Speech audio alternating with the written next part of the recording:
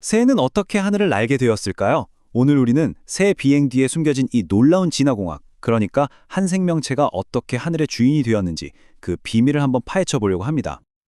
땅에 발이 묶여있던 파충류가 어떻게 하늘의 절대적인 강자가 될 수 있었을까요? 자, 바로 이 거대한 질문에서부터 우리의 장대한 진화 여정이 시작됩니다.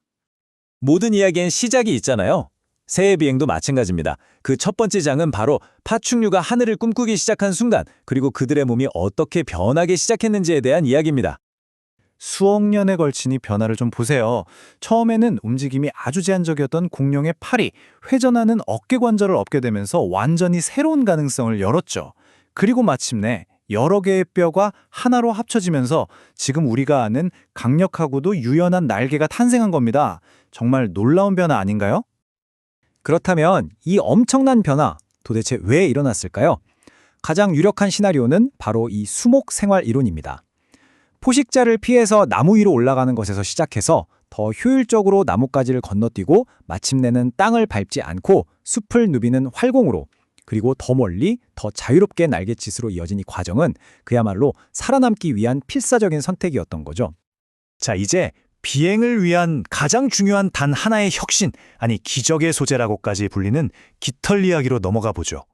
25,000, 이게 대체 무슨 숫자일까요? 바로 큰 고니 한 마리가 가진 깃털의 개수입니다. 머리부터 발끝까지 25,000개의 정교한 장치들이 온몸을 덮고 있는 셈이죠. 이 숫자 하나만 봐도 깃털이 단순한 장식이 아니라 새의 생존과 비행 그 자체라는 걸 알 수 있습니다. 여기서 진화의 정말 놀라운 업그레이드를 엿볼 수 있습니다. 사실 깃털은요, 파충류의 비늘에서 진화한 거예요. 똑같이 케라틴이라는 단백질로 만들어졌지만 진화는 이 똑같은 재료를 가지고 무거운 갑옷 대신 지극히 가벼우면서도 단열과 비행이라는 완전히 새로운 기능을 수행하는 구조로 만들어낸 거죠. 그 핵심 재료인 케라틴은 강하면서도 믿을 수 없을 만큼 가볍습니다. 하지만 진짜 마법은 그 미세 구조에 숨어 있습니다. 수많은 작은 갈고리들이 서로를 마치 벨크로처럼 단단히 붙잡아서 공기가 새어나가지 않는 완벽한 날개 표면을 만들어내는 겁니다. 자, 이제 재료도 다 갖춰졌으니 이 비행기계를 한번 조립해볼까요? 새의 독특한 신체 구조를 자세히 들여다보겠습니다. 하늘을 정복했던 척출동물은 새만 있었던 게 아니에요. 익룡, 박쥐, 그리고 새, 크게 세 종류가 있었죠. 하지만 왜 새가 최종 승자가 되었을까요? 바로 날개의 설계 차이 때문입니다. 익룡이나 박쥐의 얇은 피부 날개는 한번 찢어지면 비행 능력을 잃을 수도 있지만 새는 손상된 깃털 몇 개만 갈아 끼우면 그만입니다. 훨씬 더 튼튼하고 회복력이 뛰어난 그야말로 완벽한 설계인 셈이죠. 그리고 모든 날개가 다 똑같은 게 아니에요. 마치 각기 다른 임무를 위한 맞춤형 도구 같다고 할까요? 알바트로스의 길고 좁은 날개는 바다의 강한 바람을 타는 데 최적화되어 있고요. 숲에 사는 명금류의 짧고 둥근 날개는 좁은 공간에서 재빠르게 방향을 트는 데 유리하죠. 사는 곳이 다르면 나는 방식도 날개의 모양도 달라지는 겁니다. 자, 기계는 완성됐습니다. 그럼 이제 이 기계가 어떻게 보이지 않는 공기를 지배하는지 그 비행 기술의 세계로 들어가 보겠습니다. 핵심은 익면하중이라는 개념인데요. 조금 어려운 용어 같지만 사실 간단해요. 몸무게를 날개 면적으로 나눈 값인데 이 수치가 왜 작은 벌새와 거대한 알바트로스가 완전히 다른 방식으로 나는지를 결정하는 근본적인 이유가 됩니다. 새의 비행은 크게 두 가지로 나눌 수 있어요. 하나는 에너지를 아끼는 돛담배처럼 바람을 타는 활공, 다른 하나는 자체 동력으로 공기를 밀어내는 엔진과 같은 날갯짓이죠. 대부분의 새들은 이 두 가지 기술을 상황에 맞게 아주 영리하게 조합해서 사용합니다. 날갯짓 비행의 끝판왕, 바로 벌새를 빼놓을 수 없겠죠. 이 작은 거인은 다른 새들과는 완전히 다른 어깨 관절 덕분에 마치 헬리콥터처럼 공중에 정지하는 건 물론이고 심지어 뒤로 날기까지 하는 경이로운 능력을 보여줍니다. 벌새의 비행이 얼마나 특별한지 이 숫자가 말해줍니다. 80. 이 숫자가 뭘 의미할까요?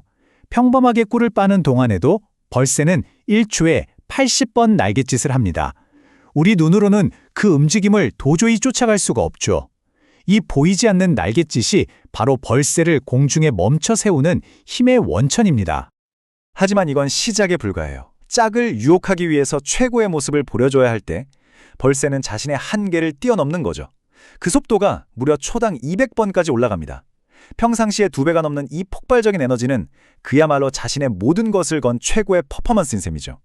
자, 이제 마지막으로 이 완벽한 비행기계가 한계에 부딪혔을 때 과연 어떤 경이로운 기록들을 만들어내는지 한번 보시죠. 먼저 순수하게 자신의 힘으로만 나는 가장 빠른 새입니다. 시속 171km. 이게 어느 정도냐면요. 고속도로를 달리는 자동차보다도 훨씬 빠른 속도로 오직 날갯짓만으로 하늘을 가로지르는 겁니다.